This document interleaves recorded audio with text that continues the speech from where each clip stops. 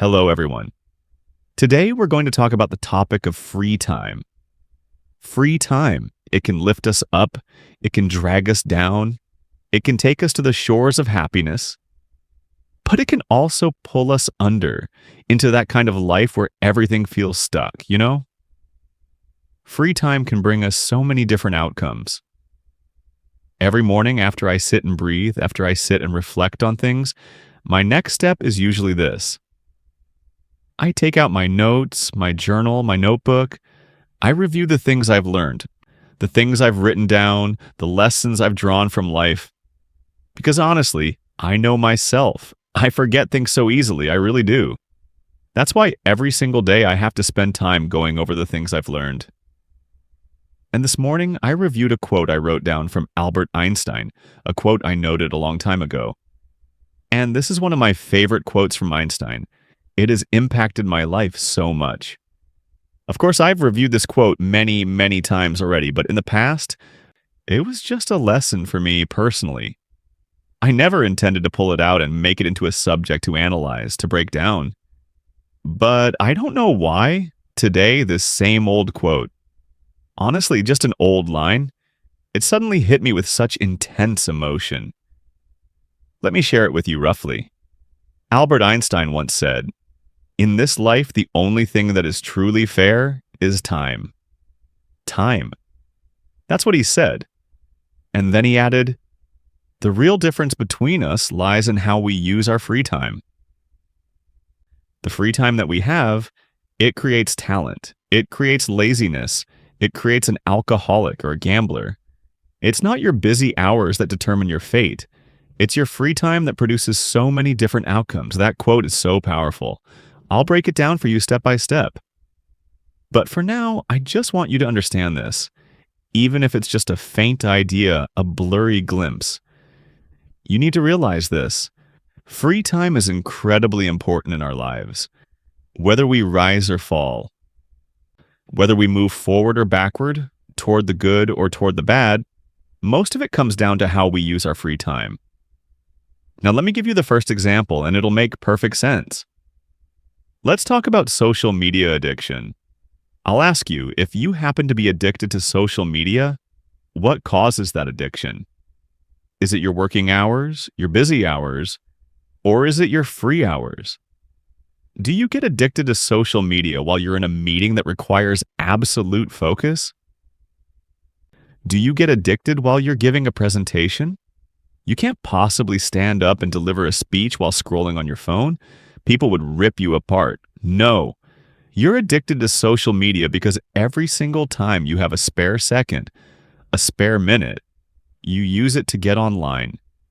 And that teaches your brain a certain reaction, a conditioned response. It goes like this. Part A, if I'm free, then part B, grab the phone. That's a conditioned reflex. And just like that, you're addicted. That's how it happens. So one of the most important conditions in your addiction is what? Free time. Free time equals that action. Every time. And that's why Einstein's quote is so brilliant when you think about it. Let me read it again for you because maybe earlier you didn't really let it sink in. The difference between people lies in how they use their free time. This time creates talent, laziness, alcoholism, or gambling. So I just explained to you how an addiction gets created. Free time equals this action again and again.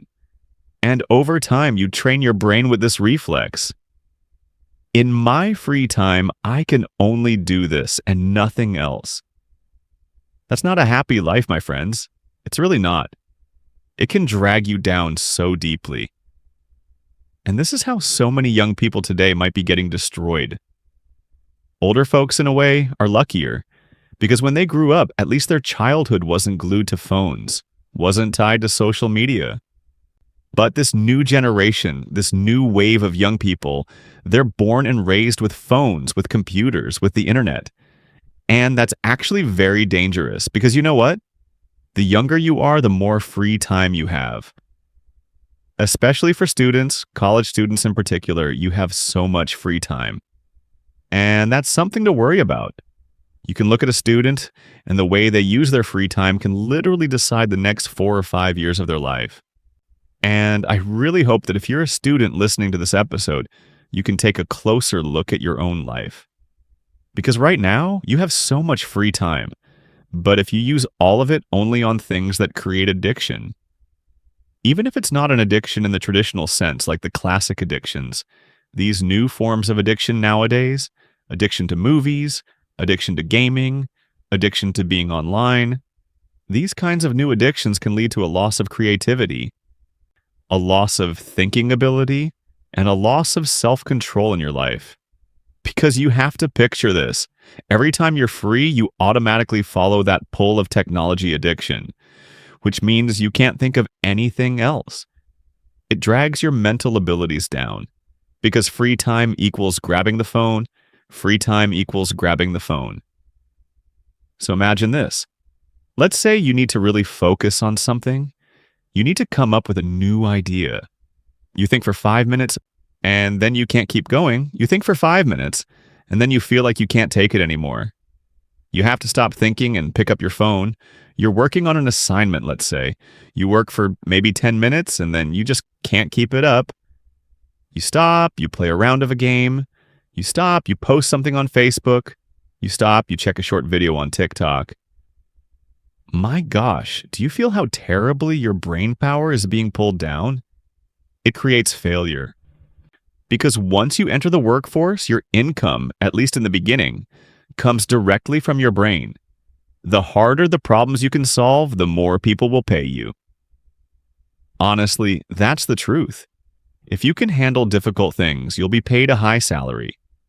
If you only handle average things, the basic stuff, you'll be paid a low salary. That's it. So just imagine, if you can only focus for maybe 5 or 10 minutes before you can't take it anymore, how can you possibly build a good future? Do you see the cause and effect relationship between the way you use your free time and your future? The way you use your free time lowers your focus. It lowers your ability to think. It lowers everything about you. And with that kind of ability, how can you expect to exchange it for a good future? Right? And Einstein's words, the ones I shared with you earlier, he said them a long, long time ago. And yet, even now, they're still true, in fact. Now, they're even more intense. Because today, it's just too easy to get distracted, too easy for your free time to push you faster toward a tragic path. Of course, everything I've said up to this point might sound a bit negative. So let's flip it around. Einstein said it very clearly, very completely. The way we use our free time can create failure, but it can also create success. If, in your free time, you read 2 or 3 pages of a book, then in one day you can read dozens of pages. No problem. Let's say you read 50 pages a day. In 1 month, that's 1,500 pages. Right? If an average book is around 300 pages, then in 1 month, you've already finished 5 books. Your ability, your knowledge, your awareness, it's on a completely different level. You know significantly more than the people around you. That's how talent is born. That's how understanding is built. Life is fair. However you use your free time, that's the life you'll create for yourself. At the very least, you need to be aware of that. If in your free time you exercise, then of course health problems like hemorrhoids from sitting too long or spinal issues from bad posture, they'll decrease. Free time is what does that. And that's why for so many people who feel a bit dissatisfied with life, people complain from morning till night. They stay negative from late at night until dawn. Saying things like, life is like this, society is like that. But often there's a reason they don't see. And sometimes they don't even dare to look at it. And that reason is this. Take a look at how much free time you have in a day, and take a look at how you've been spending that free time for your life to become as worn out as it is today.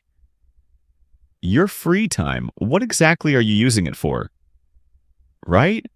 And at this point, many of you might be asking for a solution. So, what's the solution? Well, let me admit it right away. Yes, I've used my free time poorly. Yes, I've failed. Yes, yes, yes. So now what? Come on. After all that analysis, you're still asking? The answer is already crystal clear. Stop spending your free time on meaningless things and shift it toward things that are valuable. And let me tell you straight, it's not easy. If something is easy, I'll tell you it's easy. If it's hard, I'll tell you it's hard. And in life, no one can live it for you, my friends. Everything, programs like this that I share with you, don't ever think they can live your life for you. All I can do is point out the final destination. I can show you, live this way, and it will take you there. I can show you, if you're walking the right path, then keep walking confidently, because paradise is up ahead. But the opposite is also true. If you're on the wrong path, I can point out, up ahead, there's a cliff. Keep walking this way, and eventually you'll fall into it. That's all I can do. Point it out for you, that's it. Because in the end, everyone has to take responsibility for their own life. No one can live it for you. Honestly, even if you have kids, you still can't live for them. As much as you may want to, you simply can't. Each person must take responsibility for their own life. And sometimes the exam question life gives us is extremely difficult. Right now, maybe you're heavily addicted to using your free time for nonsense, right? And now you really want to change. You want to reorganize that free time and spend it on things that are more meaningful. That is a very difficult exam question. And everybody says, oh, it's hard. Talking is easy, but doing is hard. And they're right. That's exactly right. Talking is easy, doing is hard, but there's no other way. The very first step is to admit that it's hard. And then you start to change gradually. You begin to slowly replace old habits with new ones. You can start with small goals, like this. Today, no matter what effort it takes, I must read at least 3 pages of a book. And then whatever comes after that, we'll figure it out later. That's how you gradually insert new things into your old life. Step by step, little by little. And when you can read 3 pages a day, then the next day you raise it to 4 pages, then 5 pages. Eventually, one day you'll be able to read 100 pages. And when that happens, reading 100 pages, you'll find yourself spending almost all of your free time on reading. And as your free time devoted to reading increases, the free time that used to feed your addictions, it decreases, it fades away. Life is simply about substitution, my friends. You have to find something more beneficial to replace what's not beneficial. That's it. And yes, it's tough. It's hard. There will always be that struggle, that constant battle between the two. And you'll have to be patient for a long time to save yourself, because only you can save you. No one else can. And if you feel like your life is heading straight toward a cliff, and you're still comfortable just running ahead first into that cliff, well, okay, fine. No problem. I mean it. No problem. But on one condition, you have to make a promise to yourself. Not to me, to yourself. I'll be happy when I fall off that cliff, because it was my own legs, my own mind, my own desires that pushed me down there. I did it all myself, so why wouldn't I be satisfied with the result? Just don't live backwards, my friends. Don't live the kind of life where you clearly push yourself into the abyss and then once you've fallen, you blame life for it. That's irresponsible. At the very least, even if today you don't have an action plan yet, you just need to know this. If you spend all your free time on worthless things, on nonsense, on things with little to no value, that's what's going to push your life to where it is. And I've already analyzed this for you. I only picked one simple example, social media. And even that alone can reduce your thinking ability almost to the point of lowering your intelligence. I'm serious. It makes you weak. It makes you unable to think deeply. After 5 minutes, you can't even think anymore. And yet you expect a high salary? I don't know where you think that high salary is going to come from. I only analyzed one single example, just one kind of addiction, and you already saw the results. And I know many people are struggling with multiple addictions at the same time. Those people especially need to realize where their life is headed, and they have to make the decision to change. Because again, no one can live for anyone else. I have to repeat this over and over again. At the very least, I can show you the outcome. And now, at the end of this talk, I want to share with you one more thought. Something that might seem unrelated, but is actually very connected to our main topic today. Free time. This is an interesting angle that just came to me. Have you ever felt like you're living a life where you're working so hard, really hard, and yet your hard work doesn't translate into success? This is a fascinating point. You feel like you're very diligent. You work 8 hours a day at your job. You're busy, very busy.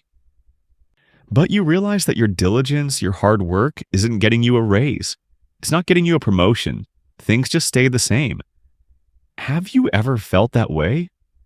I know some people will challenge me on this. They'll say, come on, you always talk about hard work. Hard work, hard work. I am working hard. I work 14, 15 hours a day, and yet I'm not successful. So what? That's proof it's all nonsense. Right? Right? I know a lot of people think this way. So now, let's analyze it from this angle with me for a bit, okay? For now, I'll break it down, and at first, you'll probably feel like it doesn't really connect to our main topic today. But as we peel it back layer by layer, you'll see it. Now, let me ask you this first. Everything you're working hard on right now, so diligently and consistently, is it the kind of thing that's helping your life just move sideways? Or the kind of thing that's helping your life actually move upward? There are two keywords here. One is sideways, the other is upward. What does sideways mean? It means your hard work is just helping you maintain the current situation you already have. And upward? That means your hard work is helping you break past the threshold you're in right now to actually move to a higher level. And one of the biggest mistakes people make is this. You're putting in effort just to move sideways, but you expect that effort to take you upward. That's impossible. Think about it. The hard work you're putting in every single day, does it actually help you rise? Or is it just helping you maintain the situation you're already in? Maintaining the situation means what?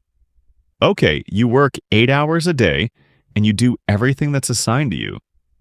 You're very diligent. You do exactly what you're supposed to do, right?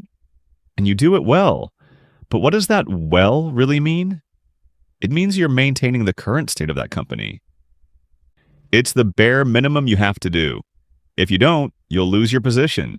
If you don't, you'll lose your job. So what you're really doing is working to hold on to it, not to rise above it. Talking in generalities can be hard to grasp, right? So let's just take a specific example. Let's say you're a tailor. You're a garment worker.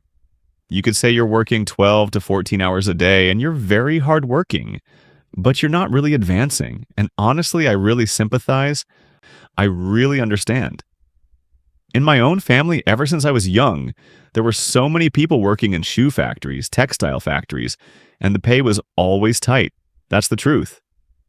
So now let's think. Is our hard work clearly just maintaining the current situation, keeping us moving sideways in life? Or is it actually helping us rise upward? Because no matter how skilled you are at sewing, the ceiling for that skill is already set.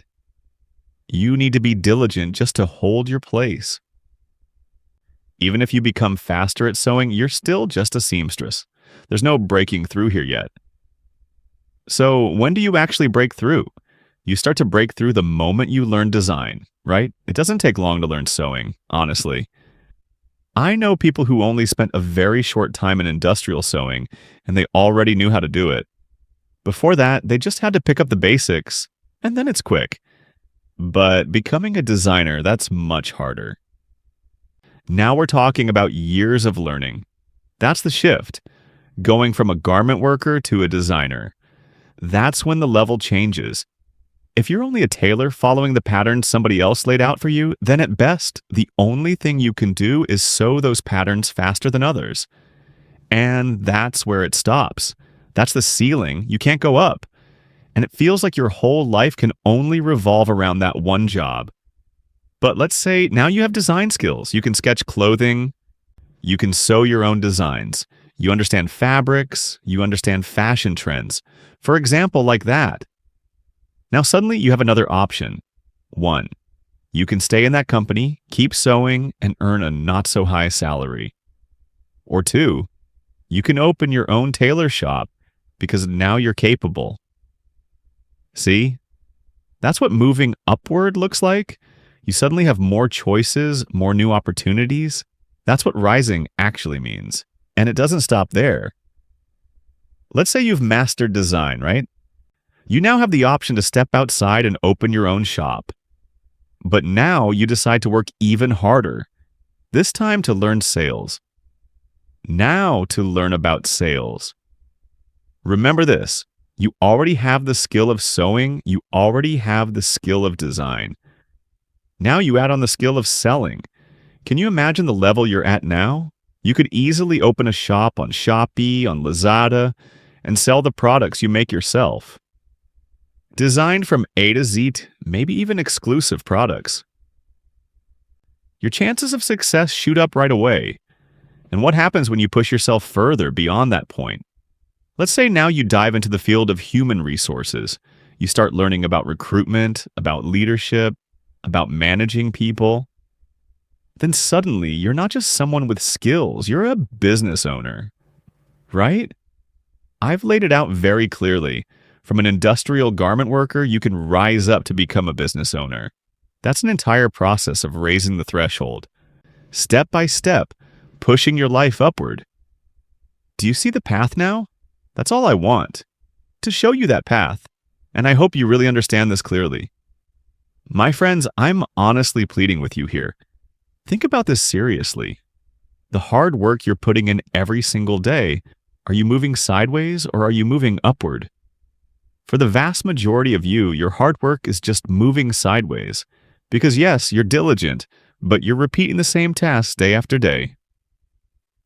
You're doing things that aren't new, that aren't harder than what you've done before. Sometimes a little harder, sometimes a little easier, but it all stays within the same range. That's just moving sideways, and you cannot expect your life to rise by only moving sideways. You have to go upward. You have to raise your threshold of knowledge, raise your threshold of work, raise your threshold of vision, raise your threshold of thinking. Only then will your life move upward. So how do we raise it? Now we finally circle back to today's main topic. Use your free time. Even if someone is insanely busy all day long, if they can just carve out half an hour a day to self-study, do you know what that adds up to in a year? Half an hour a day times 365 days. Actually, let's not even count all 365 days. Let's say just 300 days, and I'll give you 65 days off to rest and play. Half an hour a day times 300 days. Do you know how many minutes that is? That's 9,000 minutes, my friends. 9,000 minutes. Which comes out to around 150 hours. A whole year, and you've got an extra 150 hours to learn something completely new, to practice something totally different, all by investing just 30 minutes a day. And those 150 hours in a year, that's what will push your life upward. And free time is what makes it possible. Even if you're working 14 hours a day, you cannot say you don't have half an hour to learn. That's just not true. I know for a fact you definitely spend more than 30 minutes a day online just entertaining yourself. I'm not saying this applies to every single person, but I know for sure a lot of people spend over 30 minutes a day playing around, entertaining themselves. So that means you've been wasting your free time. You didn't want to use that precious time to help yourself push past the threshold and move upward. You've been doing the same sideways work and the little free time you do have. You haven't used it to elevate your life. In fact, some people even use it to drag their life down. And that's sad, my friends. That's really sad. I just hope by now you've seen the connection between free time and so many aspects of your life. And listen, I agree with you. I've heard so many of your stories, and I truly feel for you. I understand completely when you say you're busy. No time for this, no time for that. I get it. I really do. Everyone gets stuck in that mindset at some point in their life. I totally agree. Today's message, honestly, it's not about me handing you some step-by-step solution. Even if you walk away with no how to, that's fine. What I want is for you to clearly see the result. I've already broken it down for you, a new way of thinking that can actually lift your life upward. And I've given you the math, a very simple equation. Now I just hope you have the courage to look at it, to recognize it, and to pursue it. Just 1 year. 1 year of investing 150 hours into something that matters to you, something that lifts you up. After a year, your life, your mind, your thinking power, your abilities, they will have changed. How could they not? And who knows? Maybe you'll develop a habit, and 30 minutes a day will turn into more. Maybe you'll push for 45 minutes, an hour. Why not, right? Anyone can change. It all comes down to whether you want to, or whether you'll keep leaning on excuse A, excuse B, excuse C. The truth is, so many of life's problems can actually be solved with how you use your free time. And I hope we can all reflect deeply on that quote from Einstein. At first glance, it looks simple, almost ordinary. But when you slow down and read it word for word, you might even get chills.